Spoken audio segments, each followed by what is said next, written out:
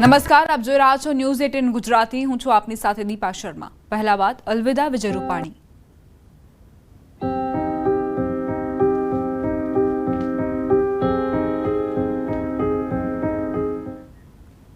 વિજય રૂપાણીની અંતિમ વિધિ આવતીકાલે થશે। પાર્થિવ દેહને લઈ સીધા રાજકોટ રવાના થશે।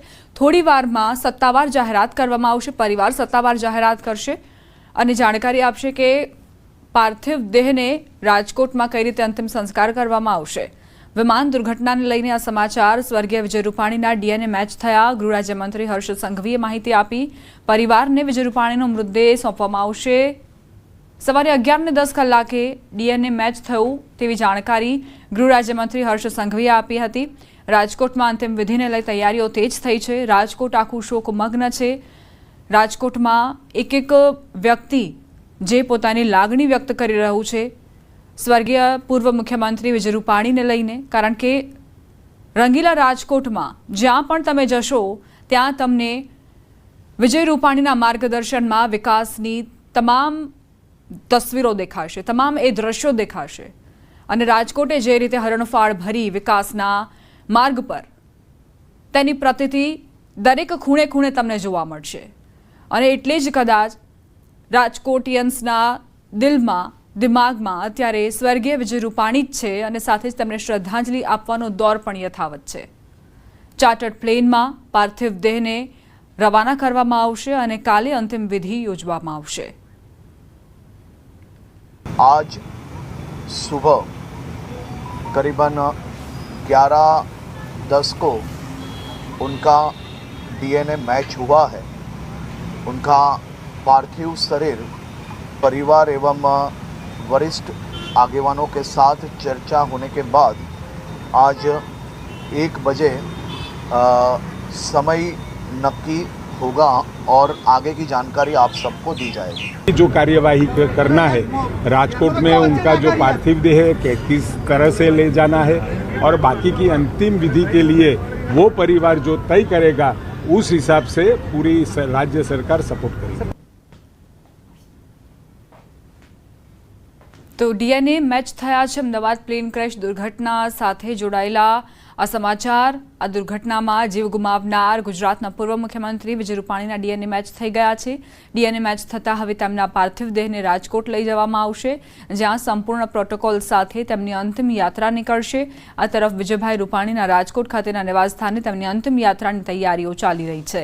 તેમના ગાંધીનગર ખાતેના નિવાસસ્થાને રાજ્યના મુખ્યમંત્રી ભૂપેન્દ્રભાઈ પટેલ, ગૃહ રાજ્યમંત્રી હર્ષ સંઘવી સહિતના ટોચના નેતાઓએ પહોંચીને પરિવારને સાંત્વના આપી।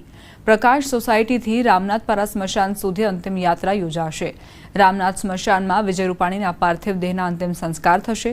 અંતિમ યાત્રા રૂટને લઈને રાજકોટ પોલીસ કમિશનરનું જાહેરનામું। અંતિમ યાત્રાના 1 કલાક પહેલા રૂટ પર વાહનોના પ્રવેશ પર પ્રતિબંધ રહેશે। પ્રકાશ સોસાયટીથી રામનાથપરાના રૂટ પર વાહનોનો પ્રવેશ પણ બંધ રહેશે।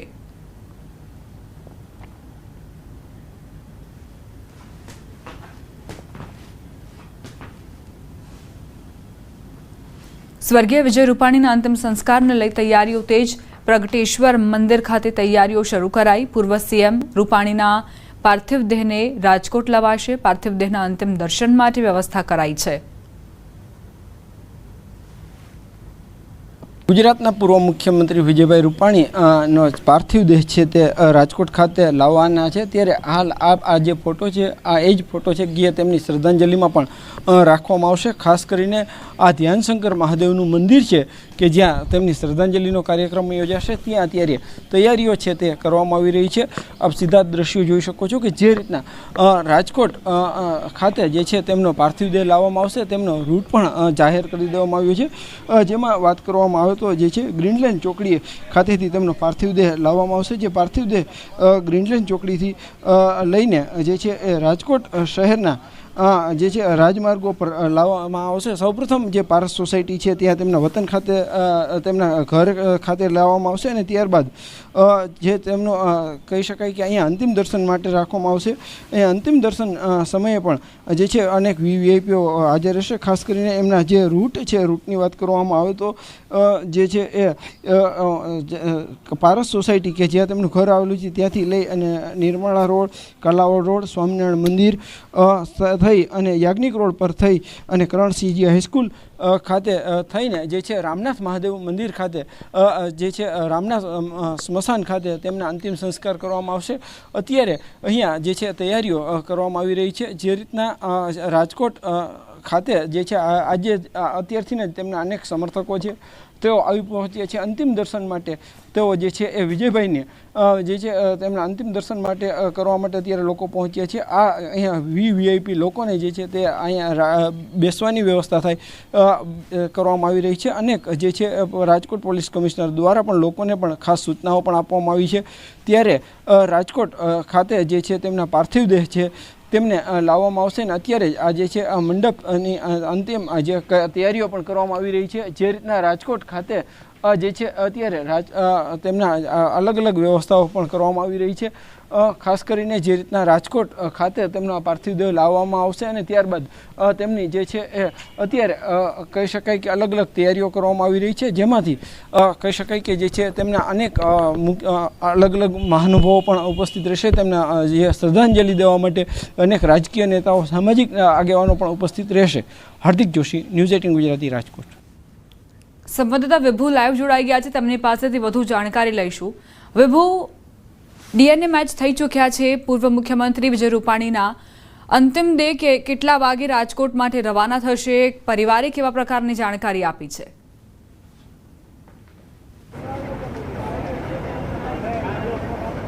કમલ, અત્યારે જે રીતે ડીએનએ મેચ કરવાની પ્રક્રિયા ચાલી રહી છે તેમાં પૂર્વ સીએમ વિજયભાઈ રૂપાણીનું પણ જે ડીએનએ છે મેચ થતાની સાથે જ હવે પ્રોટોકોલ પ્રમાણે તેમની જે ડેડ બોડી છે તે તેમના પરિવારજનોને સોંપવા માટેની એક પ્રક્રિયા છે તે ચાલી રહી છે.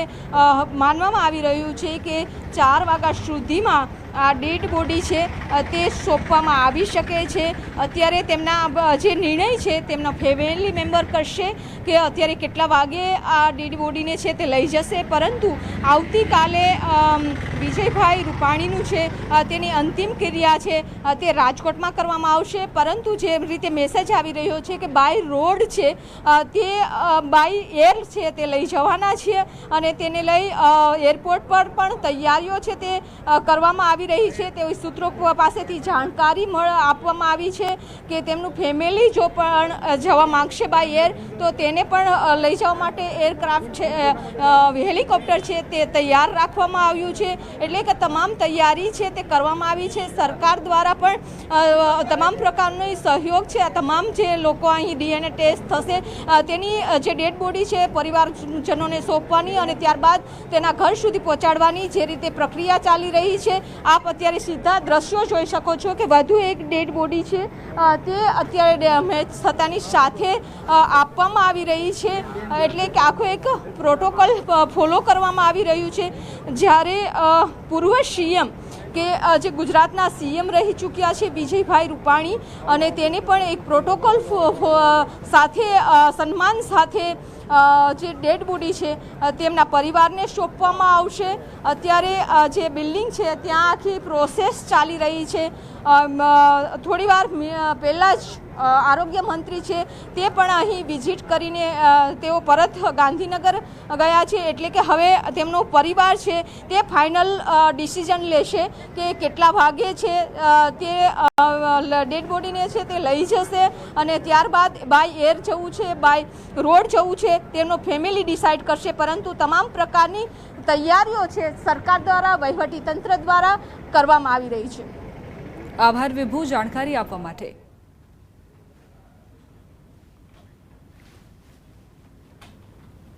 લોકો માટે આખું જીવન જીવાતા. હું તો એમને નાનપણથી ઓળખતો હતો. મારા ભેગા સાબરમતી જેલમાં હતા, કટોકટીમાં. મારા ભેગા કોર્પોરેશનમાં મેયર તરીકે હતા અને કોર્પોરેટ તરીકે હતા. એ સમાજ કલ્યાણના ચેરમેન હતા તેથી હું કોર્પોરેટર હતો. એ જેથી સ્ટેન્ડિંગ કમિટીના ચેરમેન હતા તેથી હું કોર્પોરેટર. એ જે દિવસે મેયર હતા અને હું સ્ટેન્ડિંગ કમિટીનો ચેરમેન હતો તે દિવસે બહુ જાજો સમય સુધી હું ને વિજયભાઈ સાથે કોર્પોરેશનમાં રહ્યા હતા. કુટુંબના સંબંધ છે. વિજયભાઈ રૂપાણી જેવો આત્મા માણસ એ ગુજરાતમાં બનવો, રાજકોટને મળવો એ શક્ય નથી. ગુજરાતમાં જ્યારથી ભારતીય જનતા પાર્ટીની સરકાર છે ત્યારે પ્રેસ મીડિયાઓને જનતાઓ એને ઉપનામ આપ્યું છે મક્કમ સરકાર, મક્કમ નિર્ણય કરતી સરકાર, મજબૂત સરકાર. પણ વિજયભાઈના શાસન ધોરણ સંભાળતી વખતે પ્રથમવાર એવું બન્યું કે સંવેદનશીલ સરકાર. કબીરે એક સુંદર વાક્ય કહ્યું છે કે જબ આયા તું જંગવે જબ હશે તું રોય, કરણી એસી કર ચલે જબ તું હશે જબ રોય.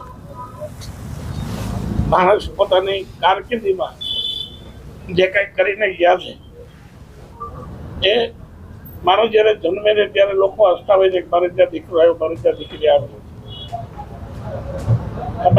માણસ જાય છે ત્યારે આવકની વચ્ચેના જે ગાળાની અંદર જે કામ કરીને જાય છે તે સતત લોકોની ચિરંજીવી યાદમાં હોય છે. એમને જે કાર્યો કર્યા છે રાજકોટ માટે, સૌરાષ્ટ્ર માટે, ગુજરાત માટે એ અવિસ્મરણીય રહેશે. ગુજરાત રાજ્યના મુખ્યમંત્રી થયા ત્યાં સુધીની એમની જે ઝળહળતી કારકિર્દી, વિદ્યાર્થીઓની સેવા કરી, રાજકોટ નાગરિકને, ગુજરાતના છેવાડાના લોકો સુધી જે જ્યાં એનાથી શક્ય પોતાય ત્યાં સુધી પહોંચી અને ઘણી બધી સેવા કરી. ઉપરાંત પાર્ટી માટે પણ સંગઠનમાં રહી અને ખૂબ જ સારું કામ કર્યું. સંગઠનના માહેર હતા અને મને કદાચ યાદ છે કે પહેલી વખત વિજયભાઈ ધારાસભ્ય થયા, એ જ ટર્મમાં વિજયભાઈ મિનિસ્ટર થયા, એ જ ટર્મમાં વિજયભાઈ પ્રદેશના પ્રમુખ બન્યા અને મુખ્યમંત્રી પણ બન્યા. એવા ઘણા એવા કિસ્સા અમે સાથે કામ કરવામાં ચડતી પડતી જોયા છે. બાપુ એક એવો કિસ્સો કે જે તમે નહીં ભૂલી શકો. મારા બાયપાસ વખતે એક સતત સાથે રહીને મને અમદાવાદ લઈ ગયા, અહીંયા બાયપાસ કરાયું અને છેલ્લે સુધી ચિંતિત હતા કે હરીશચંદ્રભાઈ તમારું આટલું શરીર છે એટલે બાયપાસ તો મુશ્કેલી છે, છતાં પણ આપણે અમદાવાદ આપણા જૈન સાહેબ પાસે કરાવીએ. અને ત્યારે સીએમ હતા, એમને તરત ફોન કરી અને બધી વ્યવસ્થા કરાવી. ખાસ કરીને કહીએ તો વિજયભાઈ રૂપાણી જ્યારે એમની ઉંમર 21 વર્ષની પણ ન હતી ત્યારે ઇમરજન્સી વખતે અમારી સાથે સાબરમતી જેલમાં અંદાજે 11.5 મહિના સુધી વિજયભાઈ રૂપાણી એ ત્યાં રહ્યા હતા. જેલની અંદર રહેવું એટલે ગમે એ માણસ પોતાનો હિંમત ઓગળી જાય અને નાસીપાસ થાય, પણ વિજયભાઈ રૂપાણી હિંમતથી અને સાથી કાર્યકર્તાને હિંમત આપી અને મતદાનગીથી એ સાથે રહ્યા હતા. સંપૂર્ણપણે એક ડેમોક્રેટિક, એક લોકતાંત્રિક વ્યક્તિત્વ હતા. એ સામાન્ય પ્રજાજન પણ એમને એનો કાફલો જાતો હોય, કાર્યક્રમમાં ગયા હોય, અમને ખબર છે કે સાવ છેવાડાનું વ્યક્તિત્વ એ પણ એમને અવાજ નાખે કે વિજયભાઈ, અને વિજયભાઈ ઉભા રહી ગયા હોય. આ એમની એક લોકસેવા માટેની તત્પરતા હતી. સામાન્ય છેવાડાના માનવી દરિદ્ર નારાયણ અમે વાત કરીએ છીએ કે દરિદ્ર નારાયણ અંત્યોદયની વાત તો વિજયભાઈ જીવનમાં ઉતારી હતી. સમાચાર વડોદરાથી. કલ્પનાબેન પ્રજાપતિનો મૃતદેહ વતન પહોંચ્યો. અમદાવાદ પ્લેન ક્રેશમાં મોત થયું હતું. માંજલપુર નિવાસ સ્થાને મૃતદેહ લવાયો. પુત્ર અને પરિવારનું હૈયાફાટ રુદન. અંતિમ યાત્રામાં મોટી સંખ્યામાં લોકો જોડાયા. કલ્પનાબેન પ્રજાપતિએ પણ આ દુર્ઘટનામાં પોતાનો જીવ ગુમાવ્યો. જ્યારે તેમની અંતિમ યાત્રા નીકળી તે દરમિયાન તમામ લોકો ઉમટ્યા. પુત્ર અને પરિવારનું હૈયાફાટ રુદન. આક્રંદ પરિવાર પર જાણે કે આભ તૂટી પડ્યું જ્યારથી આ સમાચાર મળ્યા હતા. જોકે આજે જ્યારે અંતિમ યાત્રા નીકળી ત્યારે આસપાસના પાડોશીઓ પણ ઉમટ્યા, તેમના પરિવારજનો પણ ઉમટ્યા અને જે સ્તબ્ધ કરી દે તેવા દ્રશ્યો સર્જાયા. સંતાપની આ ઘડીઓ હતી. સૌ કોઈની આંખોમાં આંસુ હતા. તમામ મહિલાઓ અને પુરુષો રડમસ આંખેથી વિદાય આપતા નજરે પડ્યા. અમદાવાદ વિમાન દુર્ઘટના મામલો. રાજસ્થાનની ખુશ્બુનો ડીએનએ મેચ થયો. ખુશ્બુનો મૃતદેહ પરિવારને સોંપાયો. ખુશ્બુના મૃતદેહને જોધપુર લઈ જવાશે. ખુશ્બુ પતિ પાસે લંડન જઈ રહી હતી અને આ દુર્ઘટનામાં કારનો કોડિયો બની ગઈ. अहमदाबाद प्लेन दुर्घटना में कई परिवार है, उनके जो मेंबर है इसमें उनकी मौत हो चुकी है, तो हमारे साथ उनके स्वजन जुड़े हैं.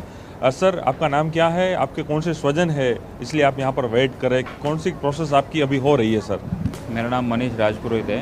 खुशबू राजपुरोहित के हम रिलेटिव्स हैं और अभी जैसे सुबह में हमें मैसेज आया था कि आज हमें पार्थिव देह दे दिया जाएगा। तो वही प्रोसीजर चल रहे हैं। उसके फादर हैं, अभी अंदर गए हुए हैं, तो अभी बस लगभग 10-15 मिनट में ये सब हो जाना चाहिए। सर, खुशबू का उनका शहर कौन सा था, उनका गांव कौन सा था, और कब रहने वाली तो अराबा गांव की थी, जोधपुर डिस्ट्रिक्ट में आता है, और सासी उनकी शादी की हुई थी खाराबेरा गांव में, वो भी जोधपुर में ही आता है। तो वो लंदन के लिए उनके हस्बैंड के पास जा रहे थे। वो वहाँ पर कोई बढ़ती थी वो खुशबू जी के, वो कोई उसके हस्बैंड वहाँ रहते थे, तो वो अभी वीज़ा लगा था, वो शिफ्ट हो रहे थे वहाँ पर। और ये पहली बार वो खुशबू जी यहाँ से जा रही थी कि उसको पहले भी वो वहाँ जा चुकी थी वहाँ पर? नहीं, फर्स्ट टाइम थे, अभी शादी हुई थी, इसलिए अपने हस्बैंड के पास फर्स्ट टाइम जा रहे थे। सर, आपको बॉडी के लिए किस तरह का मैसेज आया था और आप उनको देने जा रहे हैं? गवर्नमेंट का जो मैसेज ऑलरेडी, भाई अभी आप आ जाइए, वो जो प्रोसीजर है वो कर देते हैं। सर, वो खुशबू अकेली ही थी कि दूसरे कैसे परिवार के और भी कोई मेंबर थे? वो अकेली ही पर्सन थी? अकेली थी। कौन सा बोला? राजस्थान का जोधपुर से जोधपुर खाराबेरा करके गांव है, वहाँ की वो रहने वाली थी। जी, शुक्रिया। जब देख सकते हैं कि किस तरह से परिवारजन यहाँ पर अभी वेट कर रहे हैं परिवार के अपने जो स्वजन हैं उनको लेने के लिए, और सरकार ने भी अच्छी यहाँ पर व्यवस्था की है कि जितने भी डीएनए मैच हो रहे हैं, उनके जितने भी बॉडी है उनके परिवारजन को यहाँ पर दी जा रही है। कैमरामैन नीलेश के साथ प्रणव पटेल, न्यूज़ 18 अमदावाद। અમદાવાદના પ્લેન ક્રેશમાં મૃત્યુ પામેલા બોટાદના યુવક હાર્દિક અવૈયાનો મૃતદેહ વતન લવાયો, જ્યાં તેના આજે અંતિમ સંસ્કાર કરવામાં આવશે। અડતાળા ગામનો હાર્દિક અવૈયા લંડનમાં એમેઝોનમાં નોકરી કરતો હતો। સગાઈ કરવા માટે 2.5 મહિના પહેલા તે ભારત આવ્યો હતો। 12 જૂને હાર્દિક લંડન જવા રવાના થયો, ત્યારે અમદાવાદ પ્લેન ક્રેશમાં તેનું પણ મોત નીપજ્યું। હાર્દિકના ગામ અડતાળામાં શોકનો માહોલ છવાયો છે। અમદાવાદ પ્લેન ક્રેશના 2 મૃતદેહોને વિસનગર લવાયા। વિસનગરના દિનેશભાઈ અને કૃષ્ણાબેનનું મોત થયું હતું। વિસનગરમાં બંને મૃતકોની અંતિમ વિધિ કરાઈ। મૃતદેહ લવાતા પરિવાર હિબકે ચડ્યું। પોતાના દીકરાને મળવા લંડન જઈ રહ્યા હતા। એરપોર્ટ પર મૂકવા દીકરી પ્રિયા પણ અમદાવાદ ગઈ હતી। દીકરી અમદાવાદથી મહેસાણા પહોંચે તે પહેલા જ પ્લેન ક્રેશના સમાચાર સાંભળ્યા। દુર્ઘટનાના સમાચાર સાંભળતા જ દીકરી હચમચી ગઈ હતી। અમદાવાદ ખાતે જે પ્લેન દુર્ઘટના થઈ હતી, જેમાં વિસનગરના દિનેશભાઈ અને કૃષ્ણાબેનનું પણ અવસાન થયું છે। તેમના જે મૃતદેહને હોય છે તેમના વતન લાવવામાં આવ્યા છે, જેમાં જે મોટી સંખ્યામાં જે તેમના પરિવારજનો હોય છે તે જોડાયા છે। ટૂંક સમયમાં જે તેમની અંતિમ વિધિ હોય છે તે પણ કરવામાં આવશે, અને તેમનો જે પરિવાર હોય છે તેમની પણ અહીંયા તેમના મૃતદેહ લાવતા કેટલાક પરિવારોની પણ તબિયત લથડી હતી। કેતન પટેલ, ન્યૂઝ 18 ગુજરાતી, મહેસાણા। અમદાવાદ પ્લેન ક્રેશમાં મૃત્યુ પામેલા 2 લોકોના મૃતદેહ મહેસાણાના વિસનગર લવાયા। વિસનગરના દશરથભાઈ પટેલ અને તેમની પત્નીને દુર્ઘટનામાં મોત મળ્યું। બંને પોતાના દીકરાને મળવા પ્રથમ વખત લંડન જઈ રહ્યા હતા। અમદાવાદ એરપોર્ટ પર પ્લેન ટેક ઓફ થતાની સાથે જ દુર્ઘટનાગ્રસ્ત થતા બંનેના મોત થયા। આજે બંનેના મૃતદેહને વિસનગર લવાયા, જ્યાં તેમના અંતિમ સંસ્કાર કરવામાં આવ્યા। અમદાવાદ પ્લેન દુર્ઘટનામાં વિસનગરના 5 જેટલા જે લોકો હોય છે તેમના અવસાન નીપજ્યા હતા। ત્યારે દશરથભાઈ પટેલ અને દાઈ ગૌરીબેન પટેલનું પણ આ દુર્ઘટનામાં અવસાન થતાં તેમના પરિવાર સાથે તેમના જે ડીએનએ હોય છે તે મેચ થતાં તેમના પરિવારને આ તેમના મુદ્દે આજે સોંપવામાં આવતા હાલમાં જે ફતેપુરા દરવાજા હોય છે, છેલ્લી લાઈન હોય છે, ત્યાં ખાતે તેમના જે મુદ્દે હોય છે તે લાવવામાં આવતા, અને મોટી સંખ્યામાં જે તેમના પરિવારજનો હોય છે અંતિમ ક્રિયામાં જોડાયા હતા। હાલમાં જે પરિવાર હોય છે તે પણ હિમકે ચડ્યો હતો। ઉલ્લેખનીય છે કે આ જે બંને પતિ પત્ની હોય છે તેમના દીકરાને મળવા માટે લંડન જઈ રહ્યા હતા, તેવા સમયે આજે દુર્ઘટના હોય છે તે ઘટી હતી। કેતન પટેલ, ન્યૂઝ 18 ગુજરાતી, મહેસાણા। અન્ય સમાચારો પર કરીએ નજર। ખેડૂતો માટે મહત્વના સમાચાર। 24 કલાકમાં ગુજરાતમાં ચોમાસું બેસી શકે છે। ચોમાસાને લઈ હવામાન વિભાગનું અનુમાન। 20 દિવસ બાદ સારા સમાચાર આવ્યા। આજે 4 જિલ્લામાં વરસાદનું ઓરેન્જ એલર્ટ અપાયું છે। અમરેલી, ભાવનગરમાં અતિભારે વરસાદની આગાહી। નવસારી, વલસાડમાં પણ અતિભારે વરસાદ વરસી શકે છે। રાજકોટ, જૂનાગઢ, બોટાદમાં યલો એલર્ટ અપાયું છે। ગીર સોમનાથ, આણંદમાં પણ યલો એલર્ટ, તો બનાસકાંઠા, સાબરકાંઠામાં યલો એલર્ટ રહેશે। ભરૂચ, નર્મદામાં યલો એલર્ટ અપાયું છે। તો સુરત, તાપી, ડાંગ, જ્યાં પણ વરસાદ વરસવાની સંભાવના। આવતીકાલે 8 જિલ્લામાં ઓરેન્જ એલર્ટ અપાયું છે। કાલે અમરેલી, ભાવનગરમાં અતિભારે વરસાદની શક્યતા।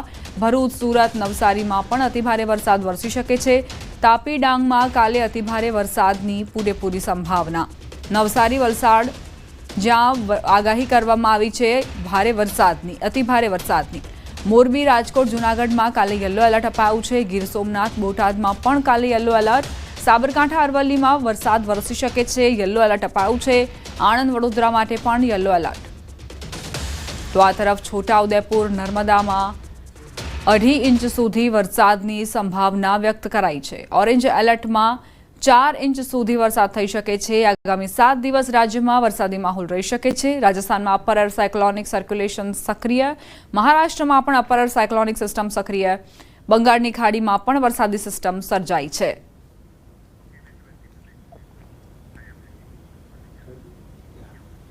વરસાદને લઈને આગાહીકારોની મોટી આગાહી. 18 જૂનથી ભારે વરસાદની આગાહી. 18 થી 26 જૂન કેટલાક વિસ્તારોમાં અતિ ભારે વરસાદની આગાહી કરાઈ છે. સૌરાષ્ટ્રના કેટલાક વિસ્તારોમાં ભારે વરસાદ પડી શકે છે. વરસાદને લઈ પરેશ ગોસ્વામીની મોટી આગાહી. 16 જૂનથી રાજ્યમાં ભારે વરસાદ પડશે. સૌરાષ્ટ્ર અને દક્ષિણ ગુજરાતમાં પણ ભારે વરસાદ પડશે.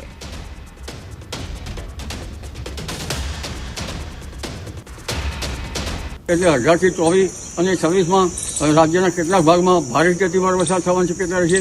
સૌરાષ્ટ્રના કેટલાક ભાગમાં ભારેથી અતિભારે વરસાદ થવાની શક્યતા રહેશે. 16 જૂનથી રાજ્યના અલગ અલગ વિસ્તારોમાં વરસાદો જોવા મળશે, જેમાં 16 થી લઈને 20 જૂન દરમિયાન જે વરસાદોની શક્યતાઓ છે તે સૌરાષ્ટ્ર અને દક્ષિણ ગુજરાતના ભાગોની અંદર છે, જેની અંદર અનેક જગ્યાએ ચોમાસાની શરૂઆત થતી હોય પહેલાના જે વરસાદ એટલે કે જે 48-72 કલાક પહેલા જે વરસાદો થતા હોય એ વરસાદો પડવાનું ચાલુ થઈ જશે અને એકંદરે સૌરાષ્ટ્ર અને દક્ષિણ ગુજરાતની અંદર સારા એવા વરસાદો છે. રોકાઈશું એક બ્રેક માટે. આપ જોતા રહો ન્યૂઝ 18 ગુજરાતી.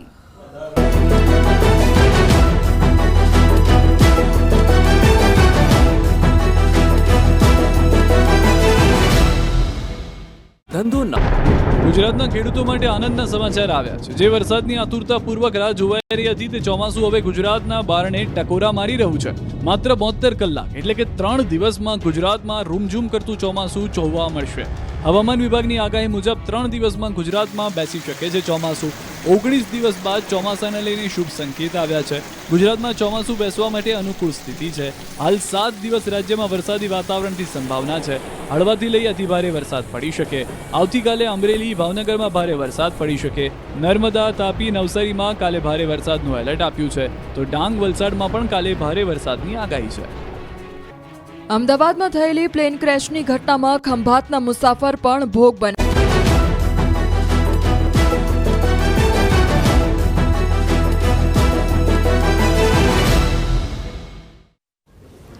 Welcome back. બનાસકાંઠાથી સમાચાર. થરાદ એપીએમસીમાં સામે આવી બેદરકારી. અમદાવાદમાં વરસાદમાં એપીએમસીમાં જણસ પલળી. જીરું અને બાજરીની જણસ પલળી જતા નુકસાન. મોડી રાત્રે થરાદમાં 1 ઇંચ વરસાદ ખાબક્યો, જે બાદ જણસ પર પાણી ફરી વળ્યું.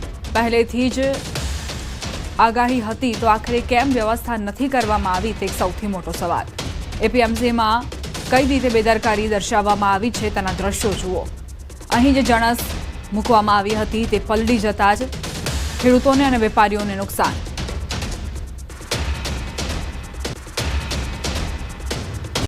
રાજકોટ જિલ્લામાં વરસાદ બાદ વાવણી શરૂ. કાલે જિલ્લામાં 4 ઇંચ વરસાદ ખાબક્યો હતો, જે બાદ ખેડૂતોએ વહેલી સવારથી જ વાવણી શરૂ કરી. મગફળી, કપાસ, સોયાબીનના પાકનું વાવેતર કર્યું. વાવણી લાયક વરસાદ પડતા ખેડૂતોમાં ખુશી છવાઈ. સમયસર વાવણીથી ખેડૂતોને ફાયદો થઈ શકે છે.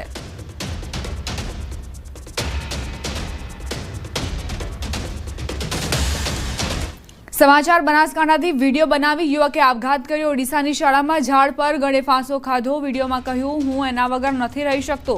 18 વર્ષીય યુવક અલ્પેશે આત્મહત્યા કરી લીધી છે અને જીવન ટૂંકાવ્યું છે.